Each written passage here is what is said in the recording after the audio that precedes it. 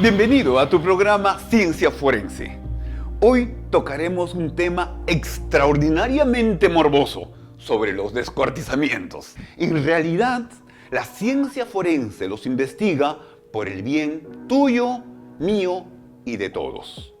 También tendremos una entrevista con el doctor Moisés Ponce Malaver, donde conversaremos referente a su experiencia y no a atender a los descuartizados, pero sí a los delincuentes que lograron, dentro de su mente trastornada, hacer estos actos espeluznantes. Acompáñame a que veamos este programa y podamos compartir detalles muy interesantes referente a este tema necesariamente técnico y lo vamos a tocar muy seriamente.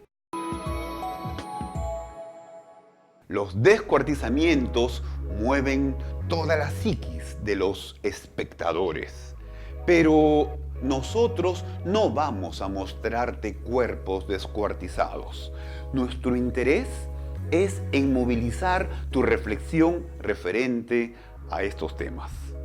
Ahora te invito a que veamos qué tratamos con el doctor Moisés Ponce Malaver. Acompáñame a esta entrevista.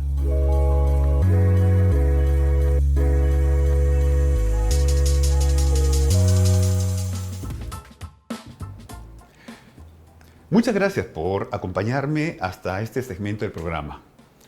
Estamos acá con el doctor Moisés Ponce Malaver, presidente de la Sociedad Peruana de Medicina Legal y un gran amigo que siempre nos acompaña. Moisés, gracias por estar acá con nosotros. Muchas gracias, David. Buenas noches a todos los televidentes. Moisés, hoy vamos a hacer algunas preguntas sobre el tema de descuartizamiento. Primero, ¿por qué alguien descuartiza? El descuartizamiento puede ser por diferentes razones. Puede ser casual, ¿no es cierto? Es decir, no prevista. Una persona común y corriente mata a alguien y con miras de querer desaparecer el cadáver, el indicio, lo descuartiza. También puede ser ritual, religioso, tipo, por ejemplo, ritos satánicos, ¿no? Puede ser criminal, dos motivos, el agresivo y el defensivo. El agresivo, cuando alguien me siento ofendido y trato de desaparecerlo, y el defensivo, cuando uno se siente ofendido y trata de cobrarse o mantener el status quo, y etcétera. También hay judicial, hay diferentes razones por las cuales uno va a descuartizar. Ya, hablemos un poco de la descuartización sádica, porque nuestros televidentes creo que están interesados en esa área. Sí, se le conoce con el nombre de descuartizamiento sádico, besánico, aquellas personas en donde se ensañan con la víctima, ¿no? Como si hubieran perdido la razón, ¿no? Entonces, lo descuartiza sin razón alguna, por ejemplo, ¿no? Pero en realidad lo que buscan ahí es, primero, desaparecer el cadáver, y segundo, hacerlo de una manera tan aparatosa para distraer la atención de las personas. Entonces, no es que literalmente hayan perdido la razón, también los hay, pero no necesariamente, ¿no? Claro. Entonces, personas que han perdido la razón y descuartizan, obviamente es inexplicable, ¿no es cierto? Inexplicable, son los que destrozan literalmente al cadáver. Y esos descuartizamientos ofensivos, danos unos ejemplos. Por ejemplo, se ve en las bandas, se ve, por ejemplo, en los cárteles. Usted puede ver en los cárteles, se me ocurre a mí, de México, cómo destrozan a la víctima y lo filman todavía y lo envían a la otra banda para que vean de lo que son capaces de hacer. Se hace con miras de amedrentar al otro grupo, para que sepan lo que les puede pasar si es que estuvieran en contra de él. ¿Y cómo sería entonces un descuartizamiento defensivo, ya que lo nombraste? El descuartizamiento defensivo, por ejemplo, cuando yo me siento atacado, ¿no es cierto? Mato a alguien y para no verlo involucrado en el caso, quiero desaparecer la evidencia, ¿no? ¿Ya? Y la forma más fácil es eliminándolo por pedacitos.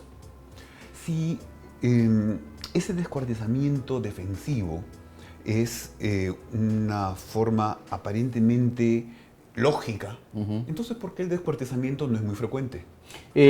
Porque no todas las personas tienen las mismas características de personalidad o salud mental para hacerlo.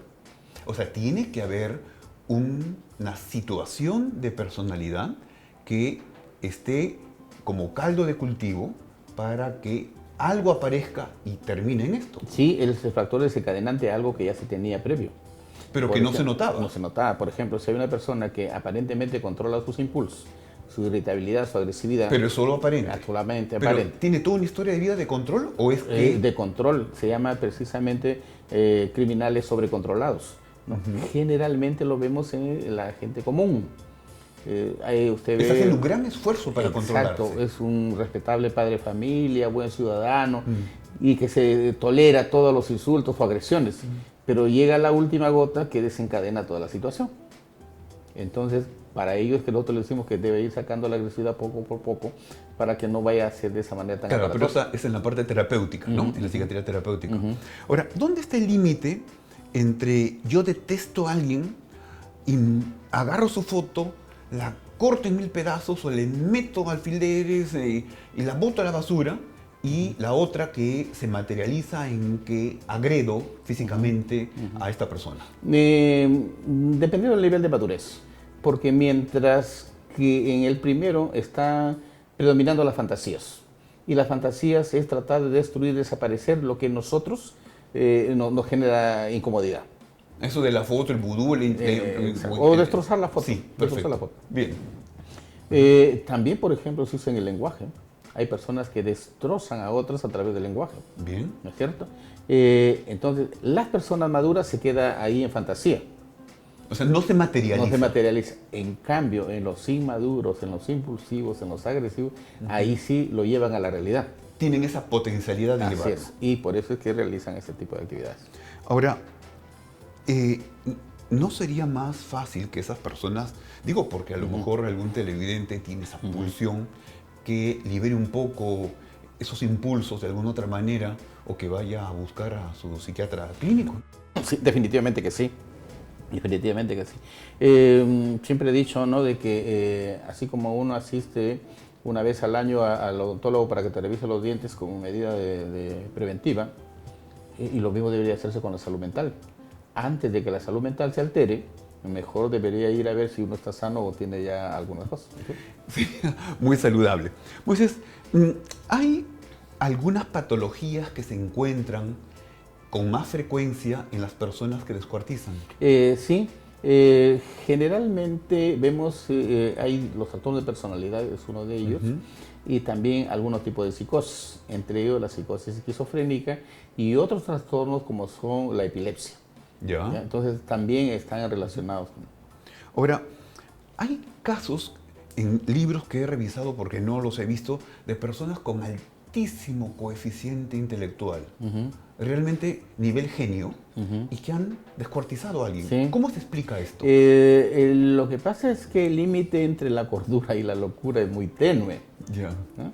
Entre las fantasías y la realidad también. Ahora bien, a estas personas momentáneamente pueden desequilibrarse por altos niveles de estrés o por el consumo de sustancias, ¿no? Entonces, esto va a hacer que la persona pierda el contacto con la realidad momentáneamente y puedan cometer ese tipo de delitos que pues, ellos mismos no lo pueden explicar. Ahora, haber sido un niño maltratado o abandonado, ¿me hace un poco más vulnerable? Es un factor, pero no es obligatorio. Claro. Sí. Ahora, al tener algunas alteraciones cerebrales, prefrontales, ¿qué tanto se puede vincular a estos? También, mire, lo que pasa es que si la pregunta que nos hiciéramos es ¿y cómo se forma un descuartizador o un asesino? Claro. Hay factores netamente biológicos, problemas cerebrales de nacimiento. Hay factores genéticos, por ejemplo, que es muy agresivo.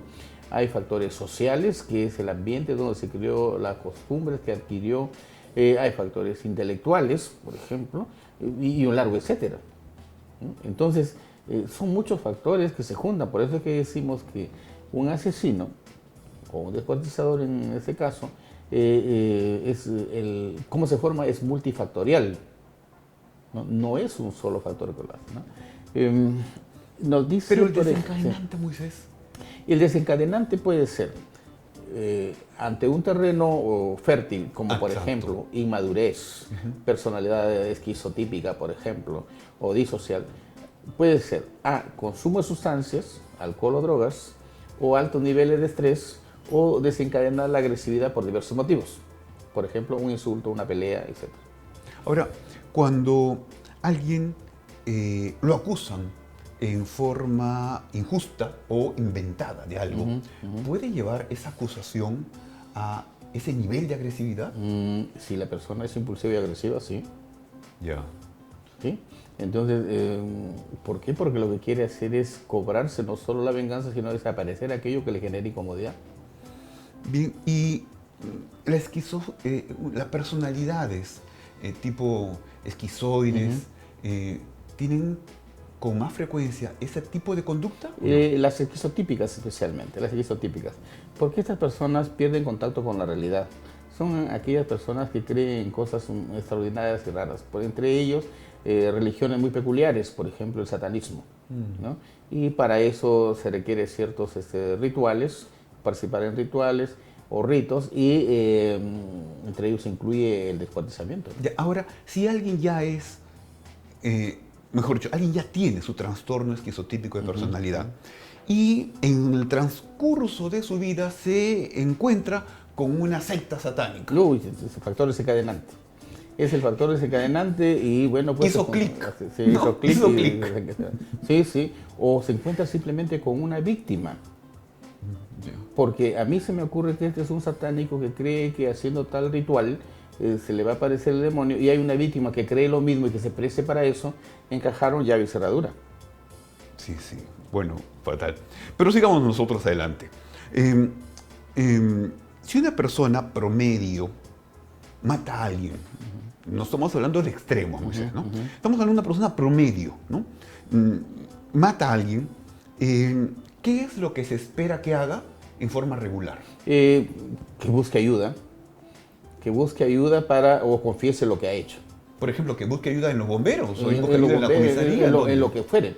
Porque él todavía, si es que no está seguro de que ha matado a alguien, pide ayuda para tratar de salvarle la vida a alguien. O sea, como le sobrepasó el impulso, logró la agresión, obviamente él no es experto en diagnosticar muertes, no sabe si es una muerte, él no tiene por qué saber la diferencia Si está entre muerto, muerte ¿no? real, muerte Ajá, clínica, así es. muerte irreversible, estado irreversible, o está en coma, o trastorno. Y busca ayuda. Bien, Primero para ver si está muerta o no. bien, Ya. Pero si él ya está convencido de que está Ya está muerto, frío ya. está frío, Ya pasó entonces horas. ahí hay dos cosas. Si esta persona es madura, ¿no? Es equilibrada, no pero, es agresiva, pero le pasó algo. le pasó algo, entonces ¿qué hace? A, simplemente llama, o sea, a la policía o a quien fuere, o a un familiar, qué sé yo, a confesar de que hubo eso y mató a una persona. Entiendo. Es eso. Ahora bien, las personas inmaduras, impulsivas, que hacen eso, se desesperan y no saben qué hacer, y la mejor manera que tienen es desaparecer el supuesto cuerpo del delito. Y la mejor manera es hacerlo pedazos pequeños en donde no se pueda, sea más fácil transportarlo, ocultarlo, etc. Pero eso me hace acordar como el chiquito que botó una tinta y agarra un trapo que está por ahí y lo quiere limpiar la tinta y la embarra peor. Peor, exactamente. Porque este no solamente mató, sino pretendió esconder y Así es. su condena va a ser muchísimo más alta que si hubiera actuado de forma diferente. Así es. Porque no es un profesional, no es un psicópata. Porque si fuera un psicópata profesional no deja huellas, ¿verdad? Sí, claro, claro, como los que mataron a Nisman, ¿verdad? Bueno, ahora, si alguien le embarga una emoción, es posible que una persona normal, me refiero que nunca ha tenido ninguna actitud delictiva en su vida, es posible que una persona normal, entre comillas, ¿no?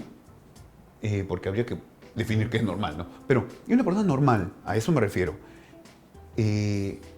¿Mate y descuartice? Sí, porque la educación, la cultura, la moral es una especie de freno. Las emociones, igual que los pensamientos, son como un río. ¿Ya? Y hay ríos que son muy tormentosos, hay ríos que son muy calmados, puede ser ríos que sea agua limpia, agua sucia, con peces, sin peces, etc. Ya no hay problema, igual que las emociones. Pero la educación, la cultura, hace que se forme una represa. Ya, del río. Del río. Muy bien. Un factor desencadenante, cólera, un insulto o cualquier otro factor hace que esta represa se rompa. ¿Qué ocurre cuando se rompe la represa? Bueno, inundación. Destroza todo lo que encuentra. Lo mismo pasa con esa persona. En otras palabras, era una persona que funcionaba gracias a una represión constante. Así es. Pero no era una persona feliz, ¿verdad? Definitivamente que no, porque no es genuino. Y la persona genuina es aquella que tiene alegrías, tiene cóleras, tiene aciertos, tiene desaciertos. Así que una persona feliz reconoce que tiene incluso desaciertos Sí, en por su vida. supuesto. Y los vive, esos desaciertos. Y los vive, y por eso es que cuando uno comete un error, ¿no? Se da cuenta que cometió el error, va a decir, te ofrezco una disculpa por lo que hice, mira, estuve equivocado, o qué sé yo. Pero reconoce. En cambio, la persona que no es sana, normal o equilibrada, no lo reconoce. El paranoide, por ejemplo, está convencido que tiene la razón. El demente, para él, su pareja le saca la vuelta, así lo tenga encerrado en una celda bajo 7 llaves y él se esté sentado en la puerta. ¿No es cierto? Entonces es diferente. Ahora, si es excepcional el descuartizamiento, ¿por qué a veces aparece como un clúster? O sea, hay un descuartizamiento y después otro y después otro. Con eso vamos a terminar esta entrevista, pero quisiera que nos ilustre porque eso pasa no solo en Perú, ¿no? Y no solamente con los descuartizamientos, pero hablemos de los descuartizamientos. ¿Qué explicación tenemos a esto? Las cosas negativas son las que más rápidamente se difunden y se aprenden. Ya. 1. 2. El instinto o el deseo de notoriedad. Algo así, yo veo en la televisión un descuartizamiento. Sí, mato a alguien y entonces en lugar de solo matarlo, lo descuartizo y ya llama más la atención. Se me vuelve más conocido. ¿Ve? Y todavía como ve que no lo atrapan, a lo mejor se le ocurre a otro. Así es. Entonces, la cosa es ese deseo de notoriedad, decía ese Snyder, ¿no es cierto? Es como que la prensa participa un poco en la diseminación de esa información y esa percepción. Generando el morbo. El morbo, ¿no es cierto? Sí. ¿Qué sería lo más adecuado? Que esas noticias no se propalen públicamente. Como en otros países, por ejemplo, los hechos de violación no aparecen en primera plana. Entiendo que en algunos lugares las denuncias, como tú dices, de violación o ese nivel de morbosidad nunca van a salir en un primer plano. Así es. ¿Cómo se ha logrado eso? Simplemente es una decisión política. Entonces aquí, si bien es cierto, hay libertad de expresión, pero aquí los niveles, la ley hace de que ciertas noticias no deben publicar porque van a incitar conductas parecidas. Asumo que eso sucede en los países donde los legisladores se informan o se nutren de la medicina legal, la psiquiatría forense para hacer las propuestas legislativas. Y de todas las ciencias que haya en beneficio de las personas. Claro, ¿no? claro. En cambio, en otros medios no. Por ejemplo, en el nuestro existía, no sé si existen los famosos periódicos chicha, en donde sacan las noticias más escarbosas, más escandalosas y con unas fotografías que ya no dejan nada a la imaginación. Que están en el límite de lo que su fotógrafo pudo hacer. Moisés, de todos modos, estoy seguro que aunque el tema no es, como decir, gratificante, el tema de descuartizamientos, ha sido bastante ilustrativo. Muchas gracias, David. Muchas gracias nuevamente por escucharnos. Nosotros continuamos con el programa.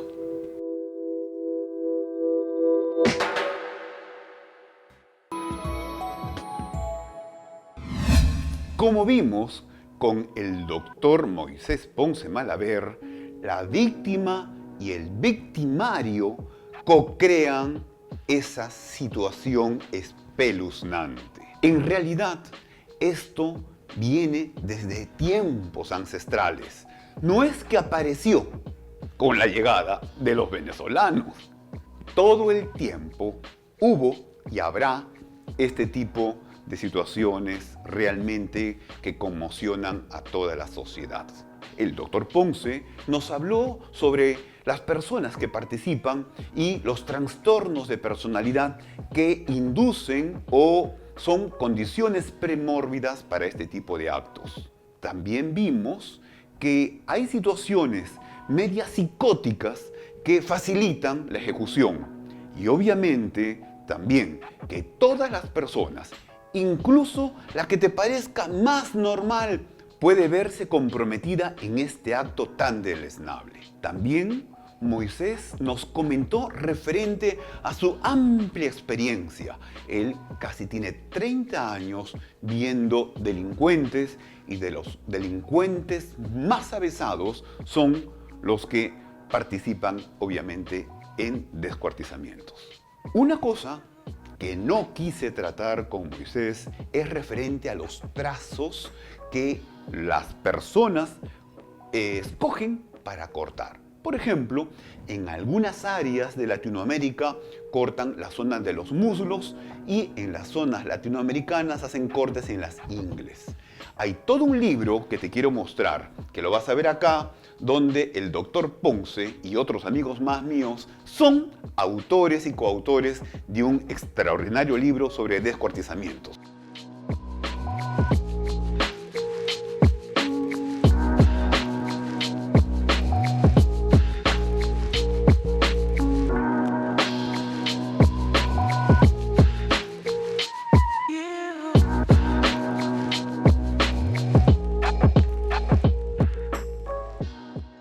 ¿Por qué es importante que veas estos temas? Obviamente porque cada parte de esta ciencia forense tiene una razón de ser.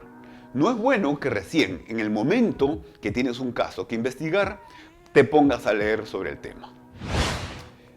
Acompáñame a estos comerciales y sigamos viendo nuestro programa Ciencia Forense.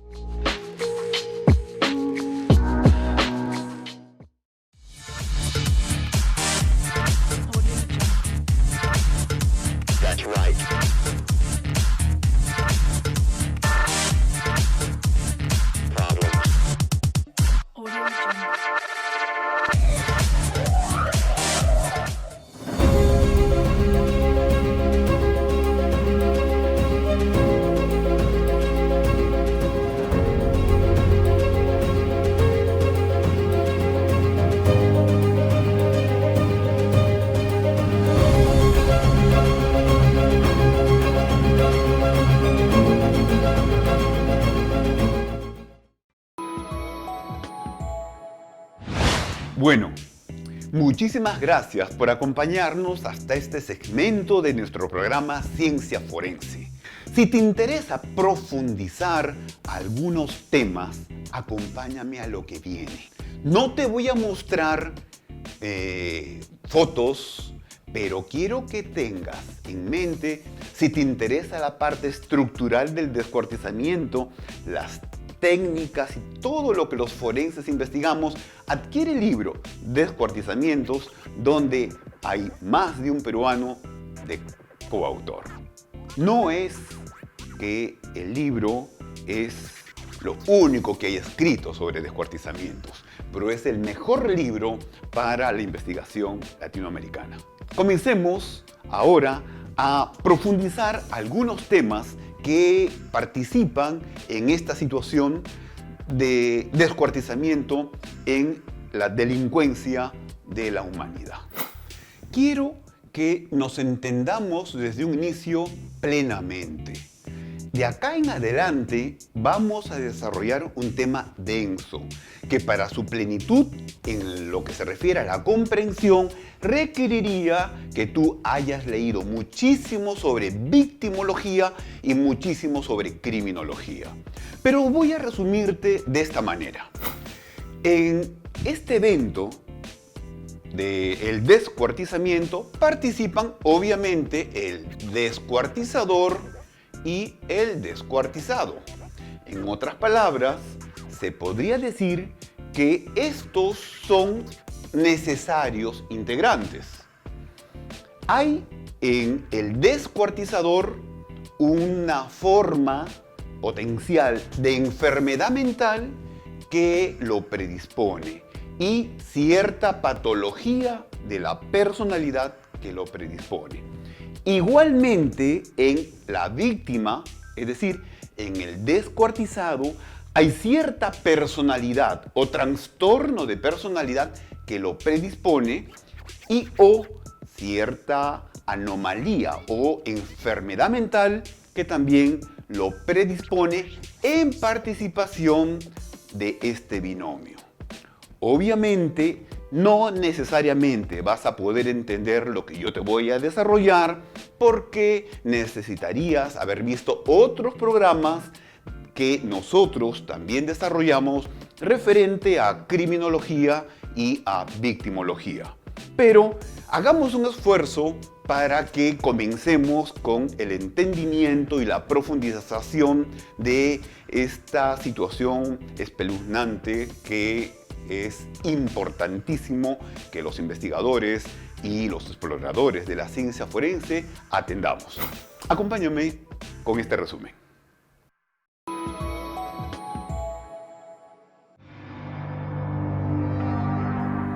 El descuartizamiento significa dividir el cuerpo en cuartos, dividir haciéndolo cuartos, partir el cuerpo en cuartos. Desde el punto de vista coloquial, despedazar una cosa, repartirla, hacerla pedazos para destruirla, despedazar una cosa.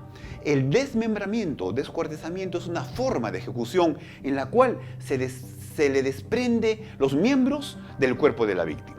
Referente a la clasificación de los descuartizamientos, se puede decir que hay una forma religiosa o de sacrificio, una forma judicial, una forma criminal y tiene varias variedades de defensa o pasional, una variedad defensiva también. Hay una forma en la guerra, una forma profesional, una forma maníaca o sádica, una forma de multitudes, una forma accidental.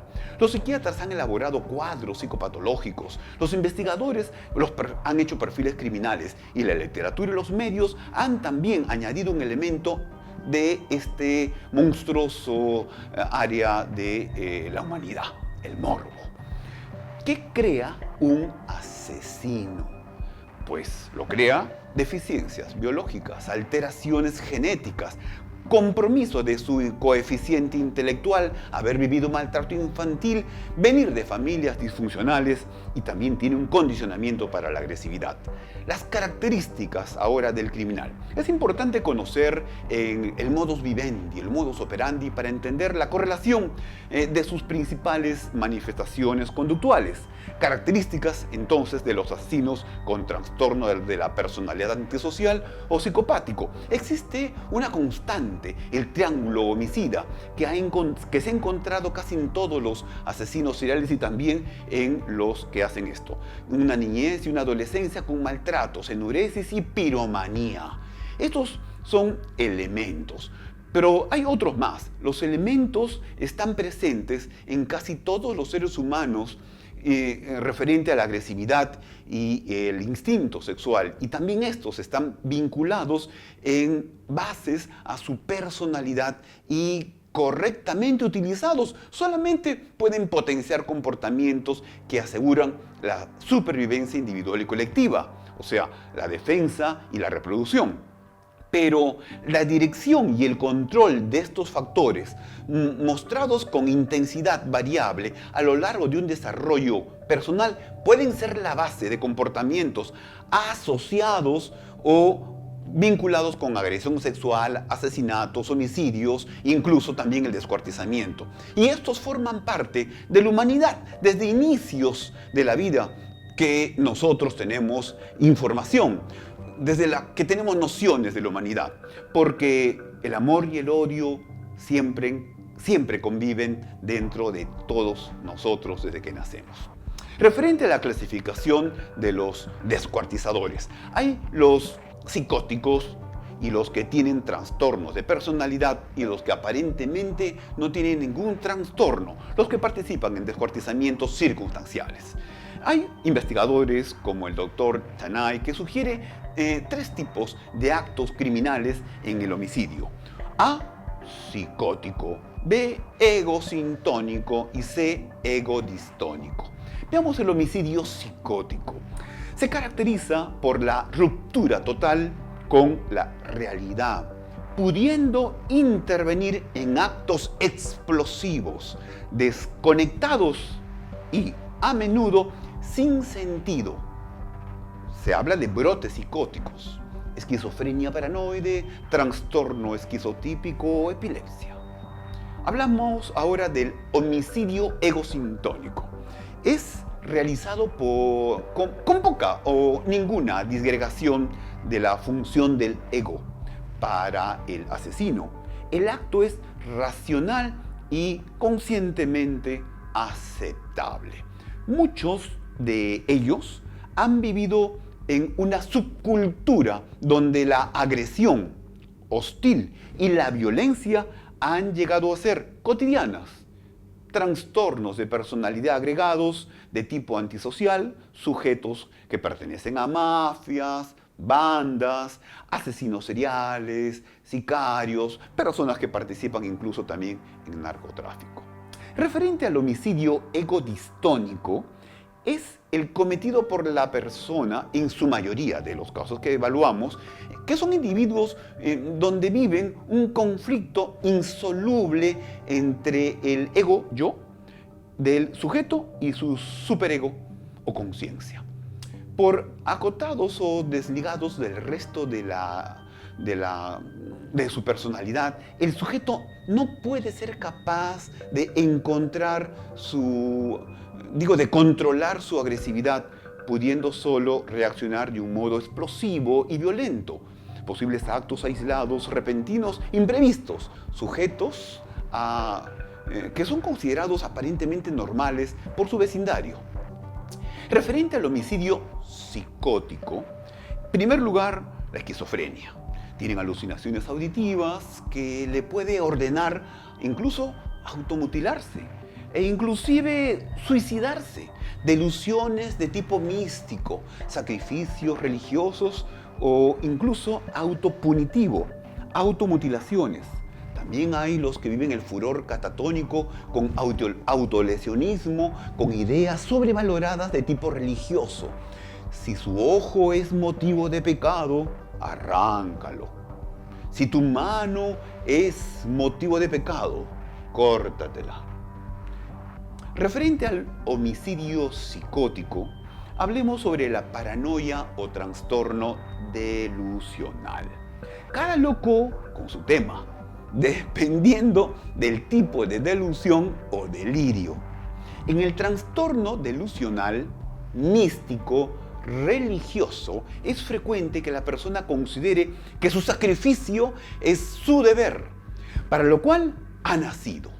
Por ello, acepta cualquier tipo de tormento, por ejemplo, azotes, mutilaciones, y terminan en decapitaciones, en hogueras, en descuartizamiento, el cual asumen libre y conscientemente, con resignación e inclusive con alegría. Su sacrificio no es más que la demostración de su adhesión a la causa, principio o ideología. Y él solo cumple su deber, sugiriendo un ritual. Referente al homicidio psicótico, continuemos con la perspectiva de la demencia. En la demencia, que es una debilitación global, crónica, progresiva e irreparable de la mente, los dementes pueden también aceptar, entre comillas, participar en rituales que pueden terminar en homicidio y el descuartizamiento. En los dementes, los actos son absurdos, pueriles, sin aparente premeditación, sin cómplices, sin motivación y contenido obviamente psicológico inexplicables, también incomprensibles.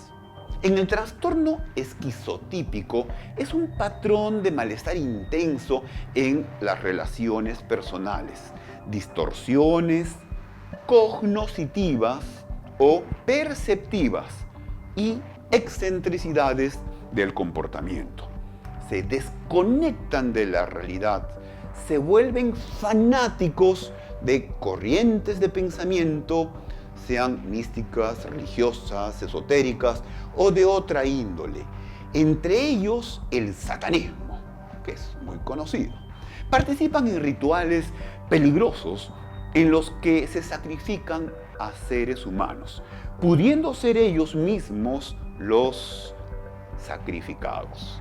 Muchas de estas personas se sienten complacidas por su sacrificio, porque ello les asegura un lugar en el paraíso, en el cielo o en la eternidad. Referente al homicidio psicótico tipo epilepsia, los delitos estos tienen un carácter paroxístico, súbito, con un trastorno de conciencia. Es una impulsión inconsciente, es el hecho imprevisto, por supuesto, insólito. Referente a los delitos sexuales con sacrificio de la víctima, hay un furor epiléptico. Obviamente es muy peligroso. Referente a la personalidad, si bien es cierto que cualquiera puede matar, también existen personalidades predispuestas o con tendencia a cometer este tipo de muerte. Veamos algunas: los esquizoides, los paranoides, los gliscroides, o sea, personalidad epileptoide, los antisociales, entiéndase, los psicópatas o disociales, y también los borderline o fronterizos, también las personalidades inmaduras y, como dije, los antisociales o disociales, que se pueden completar con rasgos psicopáticos. Referente al trastorno de personalidad, a pesar de que utilizamos el término trastorno, en realidad no alejan de la realidad a quienes lo presentan, sino que los rasgos de personalidad que la constituyen son inflexibles y desadaptativos. Referente, por ejemplo, al trastorno paranoide de la personalidad, es un delincuente en potencia, porque está convencido que tiene la razón, que el delito que ha cometido es correcto y justificable. Lo considera su deber. Por lo tanto, está justificado el hecho. Por eso, no solo tortura, sino que descuartiza al presunto agresor. Referente al trastorno esquizoide de la personalidad, es un patrón de malestar intenso en sus relaciones personales, distorsiones cognitivas y perceptivas y excentricidades del comportamiento. Se desconectan de la realidad, se vuelven fanáticos de corrientes de pensamiento, sean estas místicas, religiosas, esotéricas o de otra índole, entre ellos el satanismo. Participan en rituales peligrosos en los que se sacrifican a seres humanos, pudiendo ser ellos mismos los sacrificados. Refinada crueldad. Muchas veces estas personas se sienten complacidas con su sacrificio porque ello les asegura un lugar en el paraíso o en el cielo o en la eternidad. Referente al trastorno fronterizo de la personalidad, es un patrón de inestabilidad en las relaciones interpersonales, en su autoimagen y afecto, así como una notable impulsividad que se establece una micropsicosis que momentáneamente lo alejan de la realidad. Viven un vacío existencial, una inestabilidad en un estado de ánimo, un trastorno de identidad, un trastorno de autoimagen, su conducta interpersonal está alterada y la tendencia a las autolesiones, autolisis, obviamente frustrado, consumada. Esto incluye el descuartizamiento consciente o inconsciente, provocado o aceptado. Referente a la personalidad inmadura. De la falta de valoración y aceptación surgen las personalidades inmaduras. Su sentimiento de inferioridad hace que se compare con los demás y que tienda a ver lo negativo, que dependa de alguien, de las innumerables metas que se van marcando. Por estas características forma parte de grupos místicos, religiosos, esotéricos, como dije, el satanismo, en los cuales el sacrificio de sus integrantes es parte de sus creencias. En lo que se refiere a trastorno de personalidad, el trastorno de personalidad explosivo son muy peligrosos, homicidios lesionales. Los trastornos de personalidad disocial generalmente son pluridelincuenciales. Veamos el significado psicológico del descuartizamiento. Descuartizar es fragmentar la imagen. Es el sentimiento quebrado. Es el amor idealizado, fraccionado por la decepción que nunca debe ser vengado a través de la rotura o fracción de la imagen real, el cuerpo, del que causa la decepción. Es una tentativa física de demostrar cómo sus propios sentimientos están despedazados. Sería algo así como una proyección sobre la víctima de su estado emocional. El acto de desechar el cuerpo fragmentado, en el cual se distribuye en maletas o en sacos de basura en locales apegados, simboliza la limpieza hecha por el criminal y aquello que ahora no es más que suciedad, en razón de la quiebra de lealtad, de la deslealtad, o el destino final de la suciedad debe ser la basura misma. Veamos ahora la clasificación de las víctimas. La víctima, como todo ser humano, tiene, entre otros, 3 elementos que la constituyen. A. Salud o enfermedad mental, que le permite estar o no en contacto con la realidad.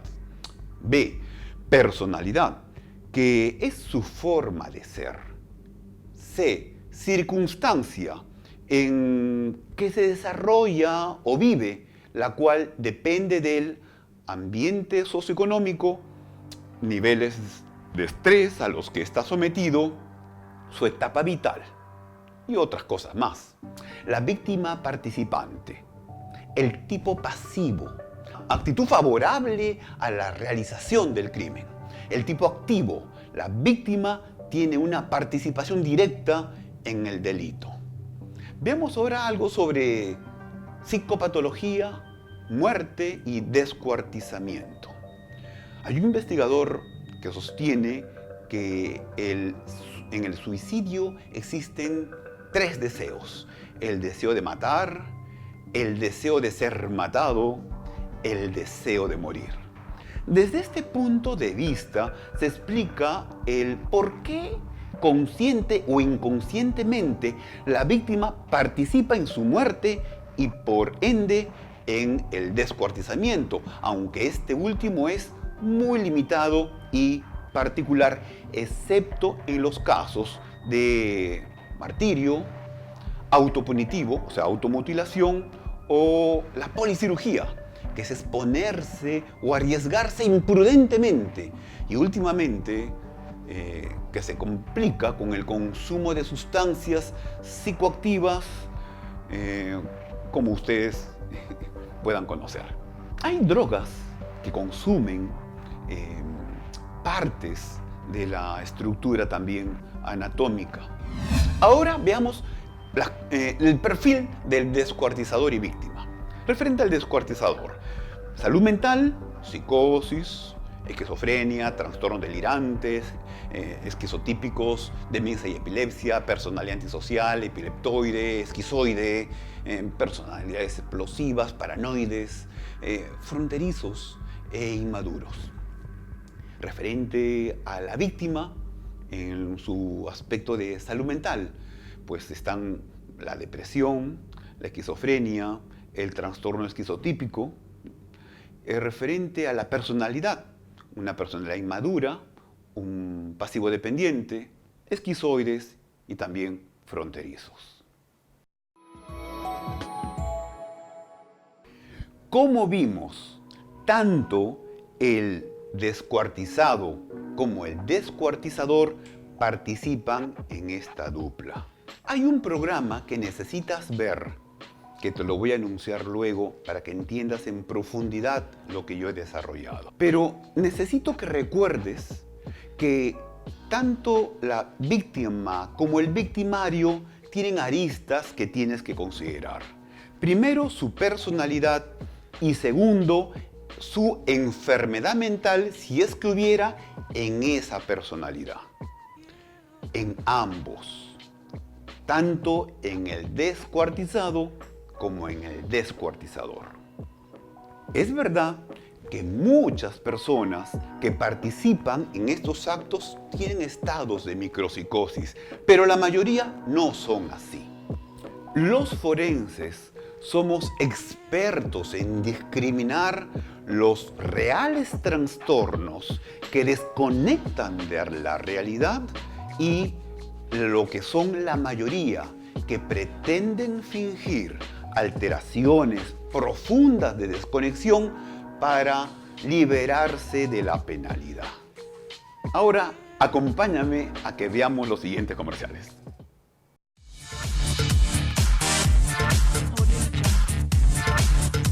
That's right.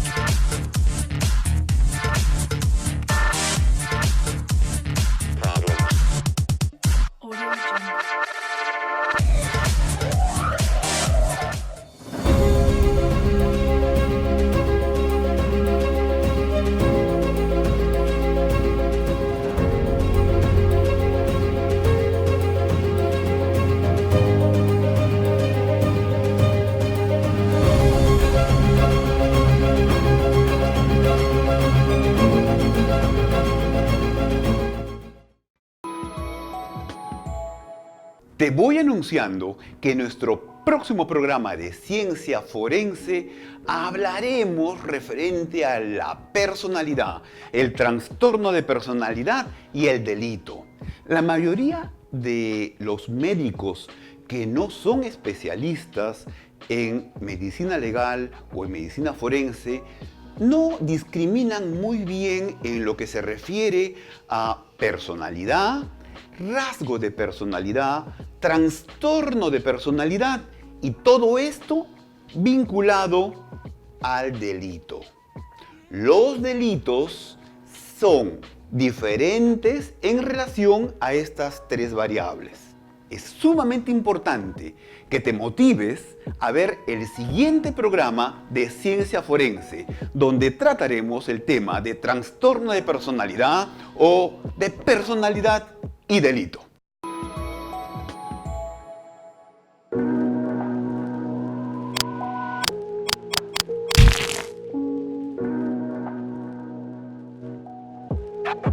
Esto fue todo por hoy.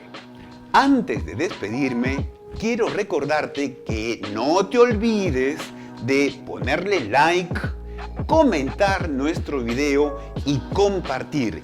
Y además, suscribirte en nuestro canal de YouTube. Nos vemos en el siguiente programa de Ciencia Forense.